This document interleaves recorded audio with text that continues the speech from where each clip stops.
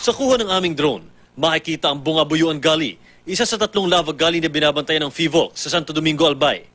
Sa 7 lava channels, pinakamarami ang pyroclastic deposits na tinambak ng Bulkang Mayon sa Bungabuyuan Channel. Nasa 4.2 million cubic meters na sa ngayon. Kita rin ang mga sunog na gilid ng mga gully na dinaanan ng lava flow sa mga naunang pagsabog ng bulkan. Walang tigil ang pag-usok ng volcanic debris na sinusunog ng lava flow mula sa crater. Namataan pa namin ang dambuhalang molten rock na ito na gumugulong pababa ng lava gully. Maaring sinlaki daw ito ng isang bahay. May ibang mga umuusok na molten rock din na naalog sa gilid ng bulkan at sabay-sabay na nagbabagsakan. Sa aerial survey ng PHIVOLCS, makikita naman ang patuloy na pagbuga sa crater ng Mayon.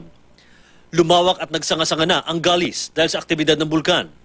Sinukat din ng mga geologists ang sulfur dioxide emissions. Mahalagang bantayan din sa ngayon, pati ang mga lumang lava deposits dahil maaari din itong tangayin ng lahar sakaling bumuhos ang malakas na ulan. Para lang maano ng tao na kailan tingnan nila yung paligid nila. Baka hindi tama yung pagkuha ng materials dyan, yung sa quarry. Just ma-advise nila yun. So para malinaw lang na hindi lang yung deposit, pwede ma-remobilize yung mga old materials, lalo yung ginalaw at pwedeng matangay. Kasi lalo na pag third, fourth quarter, typhoon season sa Bicol. 81.68 million cubic meters na ang volume ng material na inilabas ng bulkan.